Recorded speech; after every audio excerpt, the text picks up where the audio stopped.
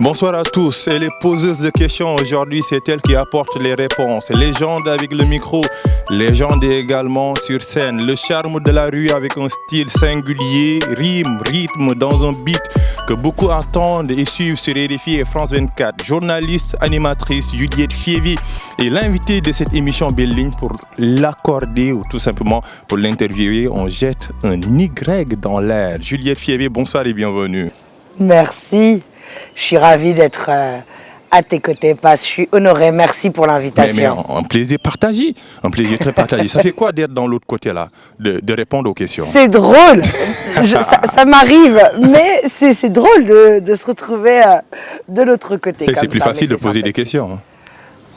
Je sais pas ce qui est plus facile. Je te dirai ça à la fin de l'interview. Ah oui? Bah oui, c'est une promesse, je te dirai que c'était plus dur pour moi de répondre que de les poser. Et on peut dire que dans votre parcours, vu votre parcours, que Juliette Fievi, et peut-être la musique ou bien le rap peut mener à tout. Ouais, je pense que la passion peut mener à tout. Ouais, c'est important le mot. En fait, moi, en l'occurrence, ma passion au départ, c'était le rap. Et du rap, de cette passion pour le rap, j'ai expérimenté 1000 métiers. Toujours avec ce même noyau dur qu'est la musique, qu'est le rap. Ouais. Mais du coup, j'ai eu l'occasion d'être manager, d'être chef de projet, d'être directrice artistique, d'être directrice de société, de faire plein... Et puis journaliste, de faire plein de choses, plus ou moins réussies, mais en tout cas, d'apprendre plein de métiers différents, toujours autour de cette même passion. Juliette, il faut nous dire, hein, si vous avez pris le micro, hein, il faut nous dire si vous avez rappé ou pas. Alors moi, je vais te dire Allez-y. que je suis bien contente d'avoir un âge où quand j'ai essayé de rapper, à l'âge de 15 ans, 14 ans, il n'y avait pas de réseaux sociaux, il n'y avait pas de smartphone. Donc il n'y a pas de traces de mes essais un peu loupés. Donc j'ai jamais rappé. Ça veut tout dire, ça veut tout dire. Et ça va manquer. Et vous aimez quoi dans le rap? Quoi? Alors l'engagement aujourd'hui c'est complètement différent, mais c'est vrai que moi quand j'ai découvert le rap en 91, donc au Moyen-Âge, c'était la voix du peuple. C'était des artistes qui disaient tout haut ce que la majorité silencieuse pensait tout bas. Ouais. Sous une forme qui était novatrice, parce que c'est vrai que avant c'était les rockers, il y a eu les jazzman, les bluesman, et puis le rap est arrivé et c'était encore une autre forme plus actuelle qui m'a beaucoup parlé. Et puis au fur et à mesure, le rap a évolué parce que c'est vrai qu'à l'époque, pour faire du rap, il fallait forcément être conscient. C'était un pléonasme de dire rap conscient. Ouais. Il fallait dénoncer les choses. Et puis au fur et à mesure du temps, le rap est devenu un style musical à part entière, dans toute sa diversité, avec du rap qui s'assimile plus à de la pop et de l'entertainment que du rap conscient. Le rap conscient existe encore et il y a 1000 formes différentes et j'en suis heureuse. Quelque part pour moi, c'est les miens qui ont gagné le combat en fait. Donc peu importe si le rap dénonce ou pas aujourd'hui encore, ce qui est important pour moi, c'est que la nouvelle pop mondiale, la musique la plus écoutée au monde, soit cette musique et que cette musique est créée, fabriquée, soit créée et fabriquée par les plus démunis la majeure partie du temps. C'est quoi le rap conscient? C'est quoi dans les années 91? C'est du Public Enemy, c'est ça? C'était Public Enemy. Fight to power. Don't believe the hype. Voilà, exactement. C'était Public Enemy. C'était dans le rap français, c'était IAM, c'était NTM sous une autre forme. Oui. C'était mais tellement d'artistes. Plus tard, après, il y a eu des mecs comme Tupac, il y a eu, enfin, voilà, et je peux te donner, il y a KRS-One, il y a Nas, il y a tellement de gens qui ont fait des choses, qui ont posé leur pierre à l'édifice, en fait. Dans les années 90, c'était ça. Ouais. Et puis très vite, en fait, à partir des années 95, il y a eu Idéalgie, il y a eu La Clica, il y a eu donc Ministère Hammer aussi, en France en l'occurrence. Hein. Mais pour la partie africaine, il y a eu... Très tôt d'ailleurs, en 90, il y a eu RAS en Côte d'Ivoire, avec Bonnie et Guy Vincent. Il y a eu Positive Black Soul aussi, qui font partie vraiment du patrimoine mondial du rap francophone en fait. Nostalgique du passé? Non, jamais. Pas encore? Non, je le serai jamais. Tu n'es pas passéiste quoi? Non, je ne regarde pas dans le rétroviseur. On entend un peu ce discours. Je déteste les gens qui disent avant c'était mieux. Quand les gens disent avant c'était mieux, je leur réponds c'est parce qu'avant t'étais jeune. Ah oui. Et ben oui, parce qu'en fait, ça correspond à une Madeleine de Proust. Forcément, les gens, tu sais, qui ont 40 ou 50 ans, vont trouver que le rap, il y a 20 ou 30 ans, était mieux, mais parce que ça correspondait à leurs 20 ans, ça correspondait à leur jeunesse, Oui. tu vois. Oui. Je suis à peu près sûre que les gamins de 20 ans aujourd'hui, dans 20 ans, ils vont te dire, bah, le Exactement. rap c'était mieux Ouais. avant. Et ils te diront que c'est Kobalade, que c'est Deep, que c'est, tu vois, qui était le vrai rap. Et ils vont peut-être même critiquer le Ouais, rap, question de tu vois, de contexte, ouais. 2043. Ouais. La réalité, c'est que tout se transforme, tout évolue. Et moi, je suis juste heureuse de voir à quel point, justement, on a été, au début, tu vois, dans ces années-là, on a été bombardés de gens qui ont passé leur temps à nous dire que c'était un effet de mode, tu vois. On était, et encore aujourd'hui, t'as encore des gens qui se rendent toujours pas compte que c'est ancré dans l'ADN mais d'une population mondiale qui a entre 0 et 40 ans, en fait, finalement. C'est vraiment ancré dans la culture. C'est la culture pop par excellence. Et donc, en cela, je dis, on a gagné la guerre, c'est super. Je vais écouter des vieux titres, mais je vais aussi regarder ce qui se passe dans le futur. Je ne suis pas nostalgique, j'aime pas regarder dans le rétroviseur, tu vois. Je trouve que c'est bien, il faut respecter les fondations, les gens qui ont fait, mais il faut avancer, en fait. Oui, forcément. Ben oui, C'est Et comme il y a un des choses escalator. formidables tout le temps, en Oui, fait. exactement. Est-ce que la musique urbaine doit être forcément politique, par exemple? Je pense plus aujourd'hui. Oui, Je ça a pense changé. plus. Tu sais, le simple fait que ce soit des gamins du ghetto qui deviennent millionnaires, qui font des tournées dans le monde entier, juste ça déjà c'est politique. Tu vois. Le fait qu'une émission par exemple comme Légendes urbaines, où bah, quand les rappeurs viennent me voir, ils jouent à domicile, moi ils me connaissent souvent comme manager, donc je les interviewe plus comme quelqu'un de la musique que comme une journaliste, même si je fais un travail, j'essaie d'être très studieuse comme journaliste, mais quelque part être diffusée dans le monde entier, entre deux journaux télévisés. On va te parler de géopolitique, tu vois, de guerre dans le monde, on va interviewer les présidents. Et puis avoir ces fenêtres de tir où d'un seul coup tu as Légendes urbaines et tu as Booba, tu as Kalash Criminel, tu as Didi B ou les Kif No Beat, tu vois, Inosbi ou Fali au milieu de ces créneaux-là, ça c'est déjà politique. Tu vois, c'est être respecté et être mis au même niveau finalement que des politiques, c'est politique, tu vois, d'une certaine façon. Être animatrice avant, journaliste après, c'est aussi politique. Je pense que encore une fois, c'est un parcours. Qu'est-ce qui a changé? Qu'est-ce qui a changé entre l'animatrice et la journaliste? Mais il y a plein de choses. Moi, de toute façon, tout ce que j'ai fait dans la vie, ce sont des choses. Moi, j'ai fait très peu d'études. J'ai eu le bac et j'ai arrêté. Donc, j'ai appris sur le terrain à être manager. J'ai appris sur le terrain à être chef de projet. J'ai appris sur le terrain à être directrice artistique. J'ai appris à être chef d'entreprise. Et quand je me suis rendu compte que, tu vois, ce que j'apprenais de toute façon ne ferait jamais quelqu'un une bonne entrepreneuse, parce que je suis pas bonne pour la gestion, les calculs, les trucs, je suis nulle là-dessus, tu vois. Donc du coup, ce qui est important, c'est l'apprentissage. Et c'est, tu vois, là où tu es bon et pas bon. L'animation, pour moi, c'est la première étape pour transmettre. J'ai eu un cahier des charges qui était important. Ça a été très vite du journalisme, sans en avoir la prétention. Moi, j'aime pas être illégitime dans ce que je fais. Tu vois. Ouais. Et tant que je n'avais pas la certitude réellement de pouvoir prétendre être journaliste, je préférais dire, moi, je suis animatrice, il n'y a pas de problème, j'ai pas d'ego. Bien sûr. Tu vois. C'est Claudie qui m'a donné ma première opportunité, Claudie Siard, quand il a récupéré Média Tropical, qui est devenu Tropic FM. Et il m'a dit, écoute, parce qu'on m'avait souvent proposé, tu sais, j'ai une voix un peu particulière, et les gens m'ont souvent proposé de faire des apparitions en télé, en radio. Mais sans pour autant proposer mon propre contenu. Et ça ne m'intéressait pas, tu vois, de faire de la présentation et de l'animation pure.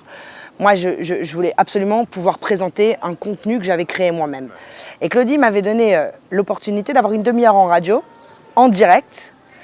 Et il m'avait dit, tu passes que 3 titres et tu écris pour le reste sur ces 3 titres. Et tes titres doivent être des prétextes pour parler d'histoire de vie, de sujets sociétaux, de politique, de géopolitique. Tu te débrouilles, tu fais des digressions. Mais est-ce que tu imagines, sur 30 minutes, ça fait 9 minutes. Donc, il faut que je parle durant 20 minutes. Quand tu n'as pas l'habitude, tu vois, j'ai l'habitude de parler, il n'y a pas de souci. Mais là, c'est autre chose. Et donc, Claudie m'a imposé ce travail journalistique. Ensuite, quand j'ai été chroniqueuse dans Couleur Tropicale, dans Couleur Tropicale sur RFI, pareil, il fallait écrire. Et donc, ça fait très longtemps que je fais un travail de journaliste.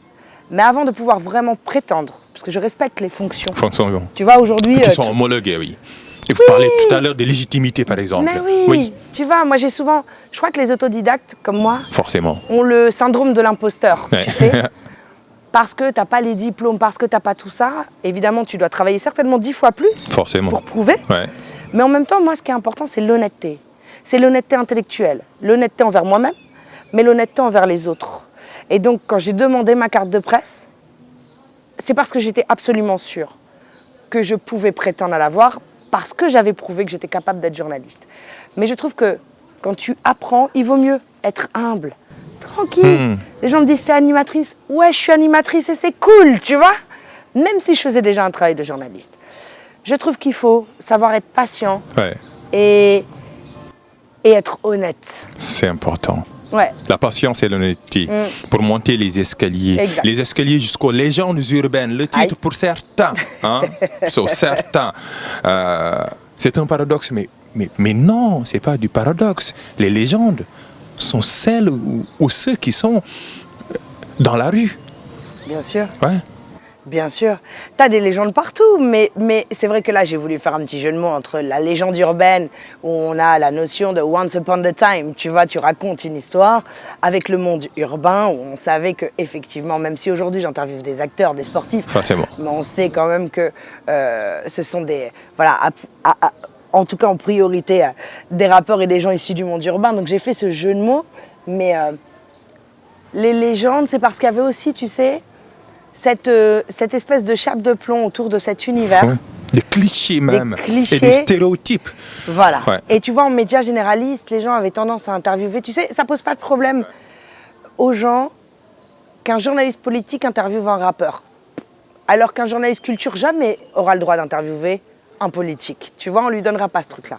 Mais tu vois, quand tu as un journaliste politique qui connaît rien au rap, d'un seul coup, c'est catastrophique. Parce qu'il interviewe 9 fois sur 10 le rappeur comme si c'était un analphabète, comme si c'était une bête sauvage, etc., etc.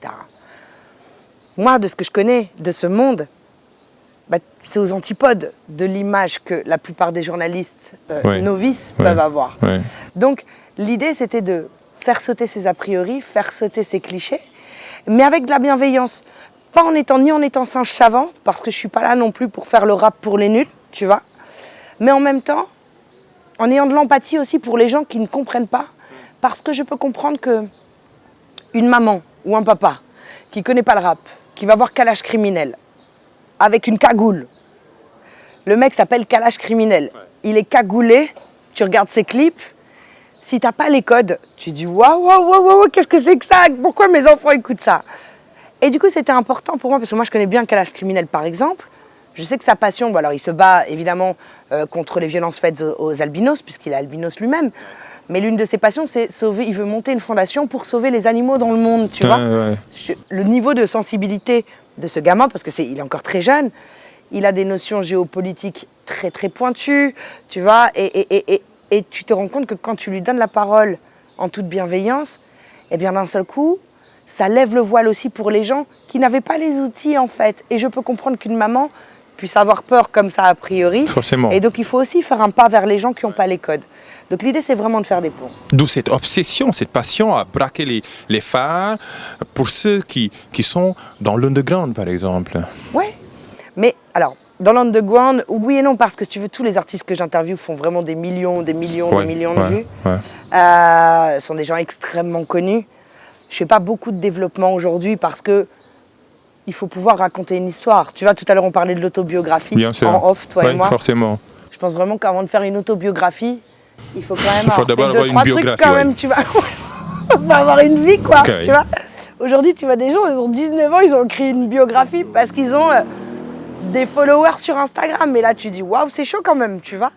Donc, j'interviewe quand même à un vrai niveau. Mais c'est vrai que ces artistes-là peuvent paraître underground pour certains. Et c'est vrai que il m'est arrivé de croiser certains, même gouvernants de ce monde, qui m'ont dit merci parce que tu m'as permis de décrypter ma jeunesse, une partie de ma jeunesse, parce que j'avais du mal à comprendre pourquoi tel ou tel artiste remplissait des stades, pourquoi ça plaisait autant.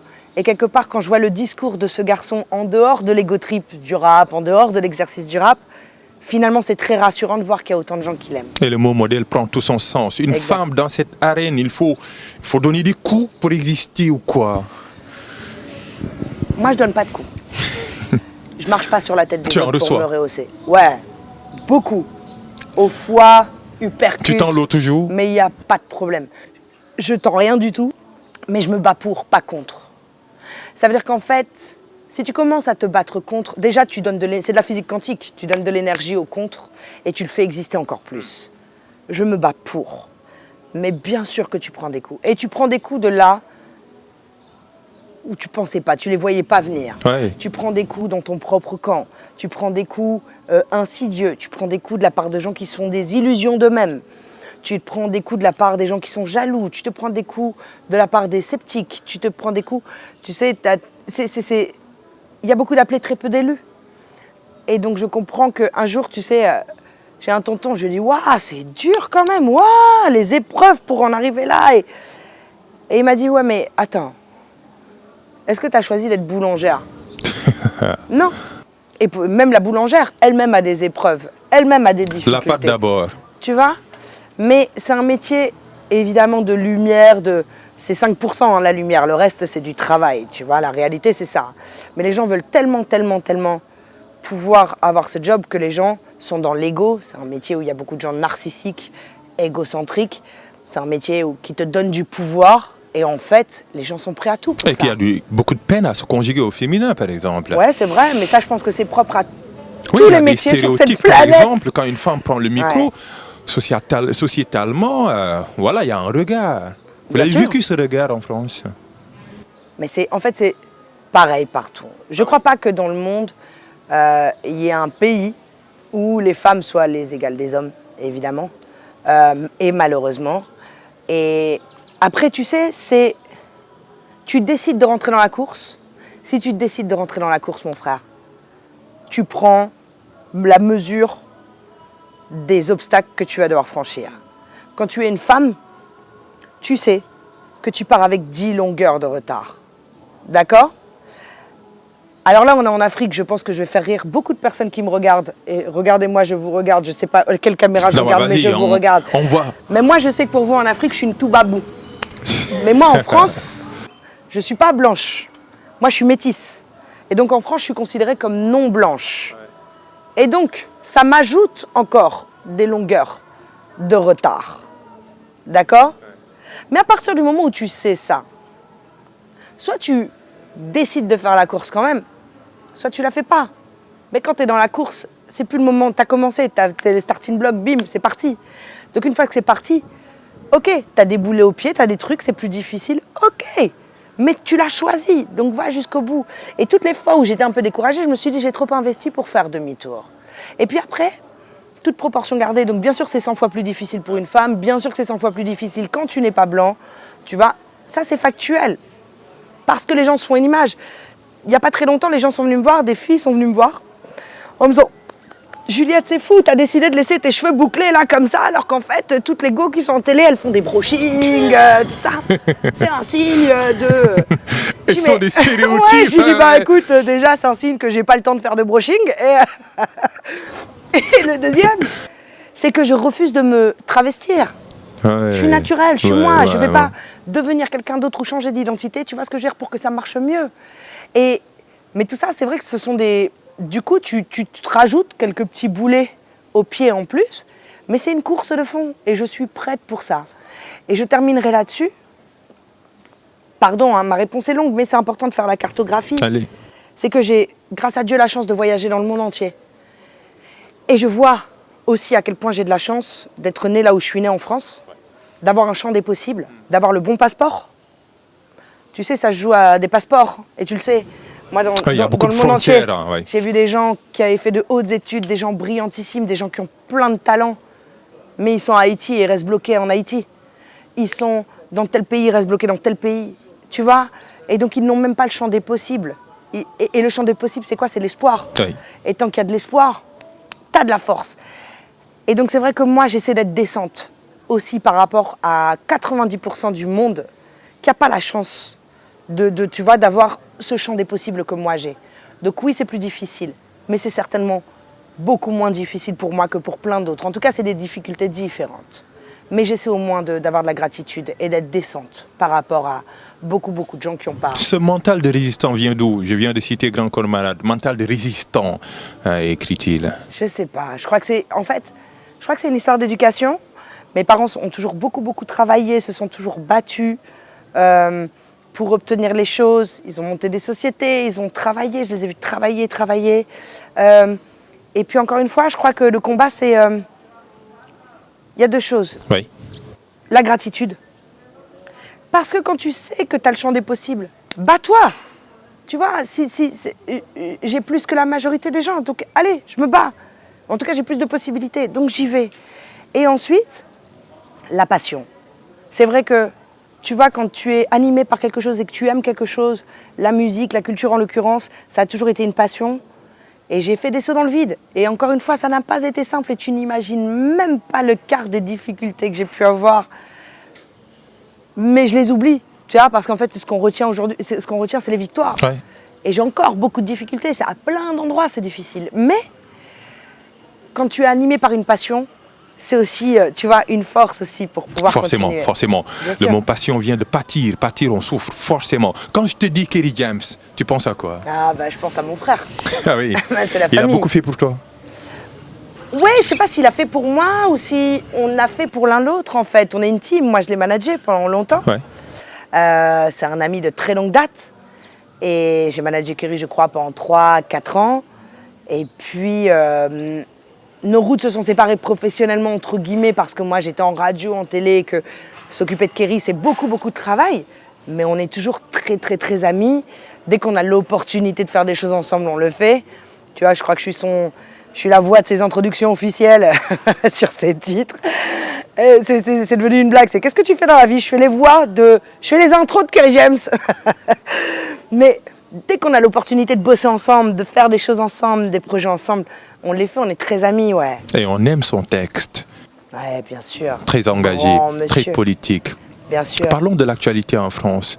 On Allez. la regarde. Récemment, à Marseille a sorti le Tirailleur. Cette polémique, nous on l'a jugée insensée de l'intérieur.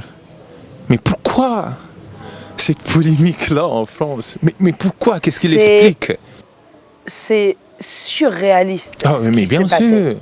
Surtout qu'en plus, après tu vois, l'univers a fait une pirouette. Il y a eu cette polémique. Du coup, ça fait encore plus de buzz au film. 1 million. Du coup, plein de gens ont été solidaires en disant mais c'est pas normal ce qu'on fait à Omar Sy. Du coup, les gens sont allés encore plus au télé. Mais jamais de la vie. Mais moi, ce que je comprends pas en fait, c'est cette liberté d'expression à 18 vitesses en France.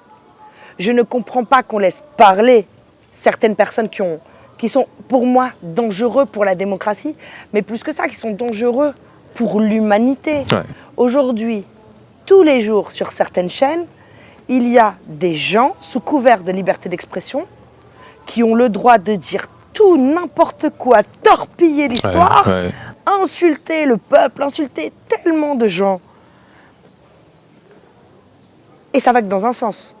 Ça veut dire que de l'autre côté, tu vois, un rappeur qui va faire une punchline hasardeuse, on va lui rendre son contrat. Tu vois? Et c'est ça qui frustre la France. Et puis après, ce qu'on appelle la fachosphère. Ces médias-là, moi je pense que les médias sont responsables de cette scission, de la France qui se divise. Tout est binaire, tu vois. Mais moi je suis sans pitié avec ces gens-là.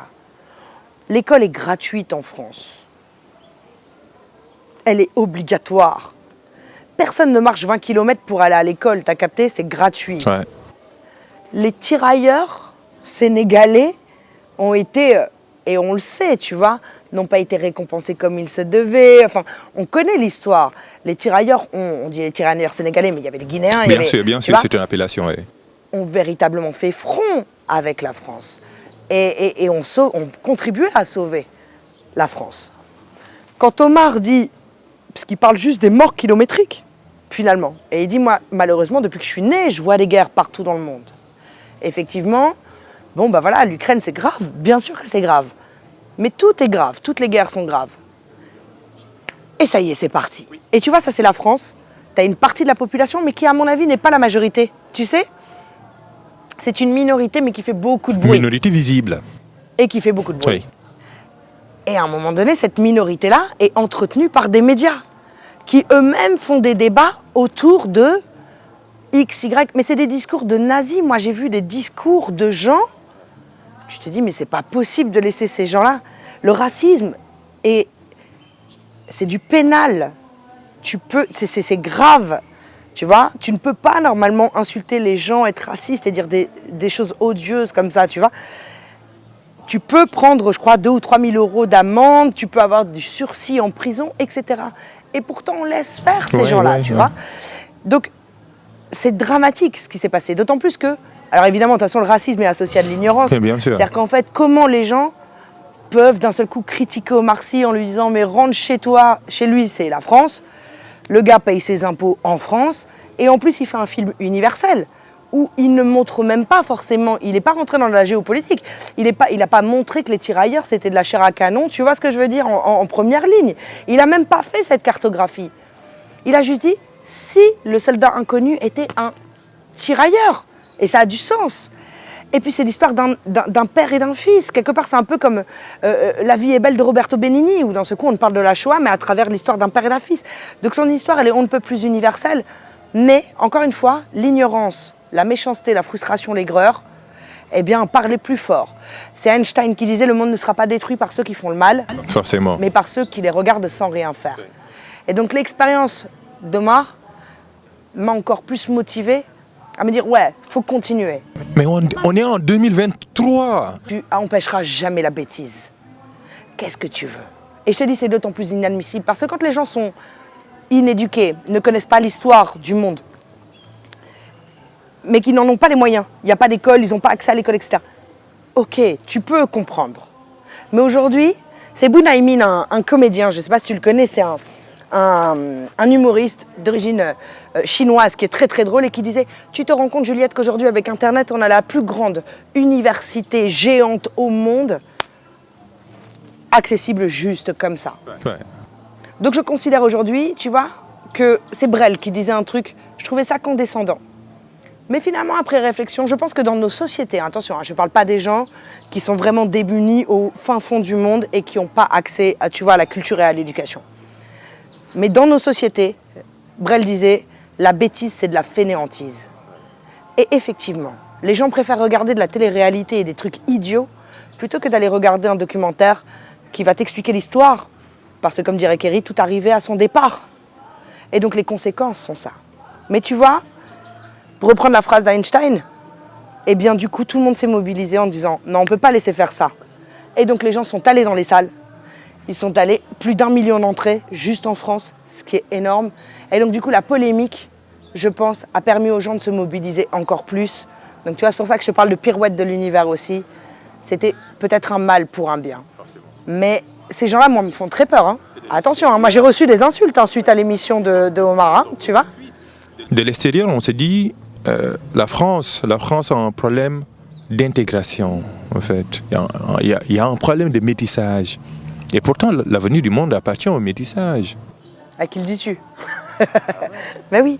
Non, je crois qu'en fait, vraiment, encore une fois, je crois que c'est de la peur.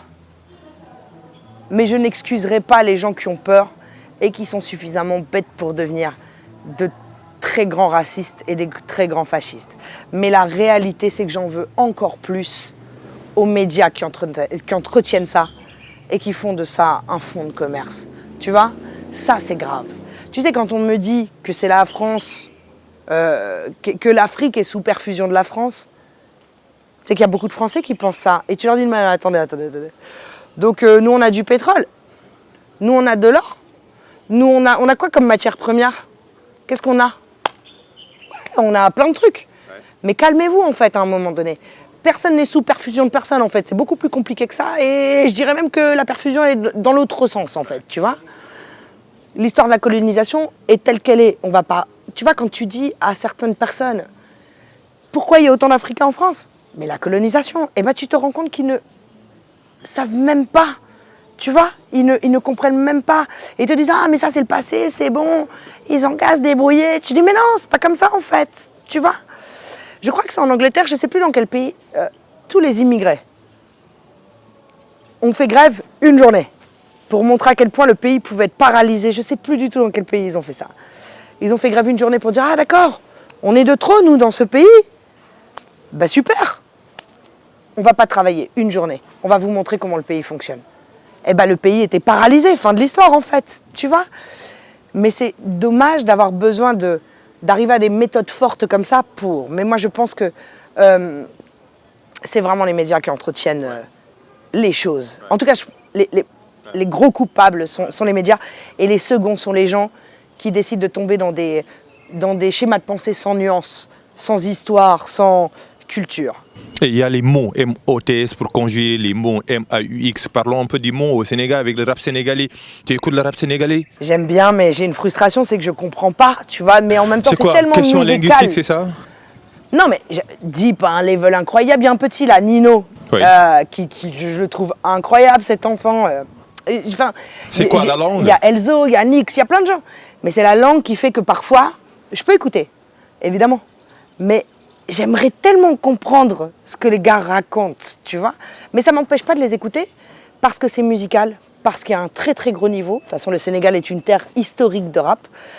Mais c'est vrai que je serais heureuse, tu vois, de pouvoir comprendre ce qu'ils s'y racontent parce que le rap sont des narrateurs. Et peu importe la forme, en réalité, ça te permet aussi de comprendre une jeunesse, ça te permet de comprendre des problématiques, ça te permet de comprendre des mindsets, des façons de penser, tu vois, de la jeunesse ou pas, ou d'un pays. Et les rappeurs sont de très très bons vecteurs. Et c'est vrai que malheureusement, je parle pas Wolof, excuse my Wolof, comme dirait Nix. En tout cas, la mélodie traverse les frontières. Ils font du tout, surtout cette jeune génération.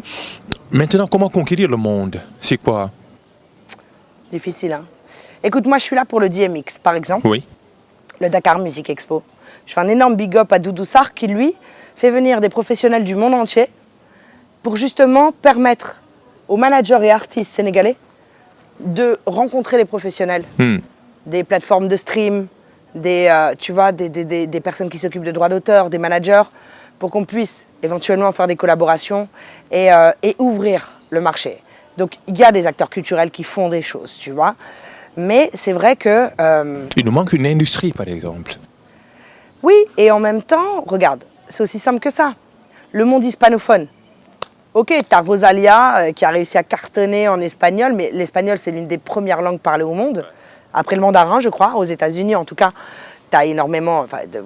déjà, t'as l'Amérique du Sud, mais aux États-Unis, tu vas à Miami, ça parle plus espagnol qu'anglais. L'anglais... Mais remarque qu'en fait, à part les groupes de K-pop, tu vas peut-être en Corée, mais parce que c'est du marketing, etc. Finalement, quand tu connais pas de groupes qui viennent de Thaïlande, tu connais des groupes japonais ou tu connais beaucoup de groupes suédois, en fait, tu vois, connus à l'international. Il y en a, mais très peu. Finalement, tu te rends compte qu'en fait, même les plus grandes stars francophones, elles restent dans le monde francophone, en fait. Elles réussissent à péter dans le monde entier. Quand elles se mettent en mode anglophone. Pourquoi un Burna Boy cartonne? Au-delà de son talent, c'est parce qu'il est anglophone. Et que d'un seul coup, Burna Boy, il est aux États-Unis. Et c'est vrai qu'en fait, du coup, le Wolof, tu vois, va te limiter sur le marché. Et en même temps, des Youssou N'Dour est la preuve tout à fait contraire de ce que je suis en train de te dire. Mais il a chanté anglais.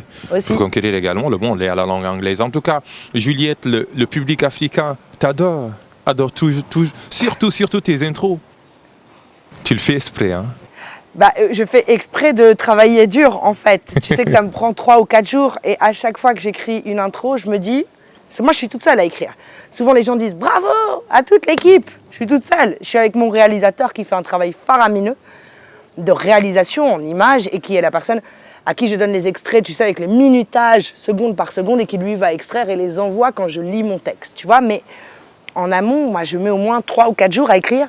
Et je me dis « Mais qui fait ça ? Qui travaille 4 jours pour 3 minutes. Ça n'existait, c'est la proportion. Et en même temps, je me dis que ça fait tellement plaisir aux artistes, que c'est devenu ma marque de fabrique, que quelque part, en fait, j'ai pensé ça au départ en me disant, moi, je reçois les artistes comme je reçois les gens chez moi. Je ne peux pas comprendre qu'on reçoit les gens et qu'on leur demande de tu vois, de payer eux-mêmes la nourriture, de faire la vaisselle. Et tu vois ce que je veux dire? Tu reçois pas les gens chez toi pour faire n'importe quoi. Et je reçois les gens dans mon émission de la même façon. Je te concocte un plat, une entrée, un dessert, un truc, je veux te recevoir correctement. Si je t'invite chez moi, c'est pour que tu sois bien. Ouais. Ensuite, parce que je voulais qu'on se raconte plein d'autres choses que la promo simple. Et je savais que je m'adressais à un public très très large. Et donc du coup, je me suis dit, ok, je vais faire une intro comme ça. Je vais dire autant de millions de 10, la personne c'est ça, ça, ça, ça, ça, ça. Comme ça, on parle de l'humain maintenant. Et la personne qui regarde, au moins, elle est briefée avant. Elle n'est pas... Et puis après, c'est mon petit cadeau. Et c'est vrai que je suis toujours très très touchée parce que les gens se rendent compte que je travaille vraiment très très dur. Tu écris avec le beat? J'écris avec du beat, tu me dis, avec le son? Non, alors, je vais écouter tous les sons. Oui. C'est-à-dire qu'à Wadi, autant te dire que j'ai mis 15 jours, tu vois. Belle émission parce avec que j'ai tout écouté. Et à Wadi, il a des longs textes et je réécoute tout depuis 94. Ah. J'écoute tout et ensuite, je sélectionne. Je prends les liens YouTube, je fais mes... Tu vois? Et entre-temps, j'ai plein d'idées qui me viennent à l'esprit. C'est pas une sinécure. Non. Ben non, mais moi j'ai peur même quand j'écris parce qu'à chaque fois je me dis mais est-ce que je vais réussir à écrire cette intro, tu vois? Et finalement, écoute, je trouve les mots et j'imbrique mes extraits musicaux, mais je mets plus de musique. Quand j'écris, je mets plus de musique. Mais parce que ça fait déjà 2 jours que j'écoute tout. Là, après, je suis dans mon silence, j'allume une bougie, je demande à mes ancêtres de m'inspirer, je demande, tu vois, à l'univers de m'inspirer et j'essaie même de me connecter à la personne, de me mettre à sa place pour être juste. Bonjour. Bonjour, qui êtes-vous? Peut-être qu'il rappe, ouais. Peut-être, c'est peut-être une légende urbaine. Salut Miloucha. En tout cas, il est là. Bonjour, salut. On est invité à un peu de l'émission. On a un guest. Ouais. Il veut son intro. Ah mais bien sûr, mais pourquoi pas? Si je devrais décrire Miloucha en une citation. On va te donner Miloucha, le micro. on fait une interview. En tout cas, il aime l'émission. Et il arrive même à la fin. Eh ben oui. Il y a 2 citations. Tu aimes toujours dire les citations par rapport aux auteurs, ouais. à tes invités. Il y a 2 citations qui te vont bien. Tu parlais tout à l'heure d'Einstein. Il disait, il n'y a pas d'échec, il n'y a que des abandons. Bien ça, c'est important. Ça, c'est magnifique. Et nous rendons hommage également à Cheikh Anta Diop. C'était le 7 février 1986. Aujourd'hui, c'est quoi? Le 7 février 2023, 37 ans après. C'est lui qui disait, à compétence égale, la vérité triomphe. Il n'y a pas d'hommes et de femmes. À compétence égale, la vérité triomphe. Hein? Tes émissions, tu dis, cette citation convient à cet invité. Moi, je pense que ce sont les 2 citations qui me viennent à l'esprit. Einstein par rapport à des échecs qui nous forgent, des échecs. Mais il veut faire l'émission, il va bien. Je crois que je serai mon prochain invité.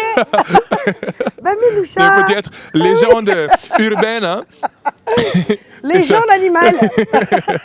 En tout cas, Juliette. Les aristochats. Mais forcément, une belle manière, une très belle manière en tout cas. On pense aux chats, on pense à l'écologie, on pense à l'environnement, on pense à tout le monde et peut-être y participer. On pense à chaque être humain, chaque être vivant, même ça c'est un être vivant, même l'arbre. Chaque chose a raison d'être là. Et donc je respecte tout, les arbres, les chats, les poissons, Il faut, on utilise peut-être 7 à 10% de notre capacité cérébrale. Certains diront qu'on utilise tout notre cerveau, mais pas complètement, tu vois, et à des moments différents. Une chose est sûre, c'est qu'on n'est pas du tout capable de comprendre, ne serait-ce que l'univers dans lequel on est, tu vois. Tu regardes la pleine lune ou les étoiles, et à un moment donné, je trouve que l'être humain doit se remettre à sa place. Oui. Et sa place, c'est qu'on fait partie d'un tout. Et c'est pas l'être humain, tu vois, ce qui se passe avec la nature aujourd'hui, tu vois, les catastrophes écologiques. À un moment donné, pensez à la Syrie, pensez à la Turquie. Mais ouais, incroyable, tu vois, ce séisme on en a plus de 5000 morts à un moment, et il y en aura certainement plus encore. Malheureusement. À un moment donné, l'être humain a juste oublié qu'on faisait partie d'un tout. Et ce tout-là, on doit le respecter parce qu'on est tous interconnectés, y compris le sol, y compris les animaux, y compris... Et dès lors que tu reviens à ta place, déjà, tu humbles, tu vois, 2 secondes. Et je pense que, comme tu vois, l'humilité déjà précède la gloire, mais surtout l'humilité te permet de voir plus clair et de te connecter à l'autre et d'avoir beaucoup plus d'empathie et de bienveillance pour l'autre. Et il n'y a que comme ça qu'on avance. En tout cas, merci beaucoup. Merci pour ton humilité, merci pour ta disponibilité, merci pour tes mots, merci pour ton énergie débordante.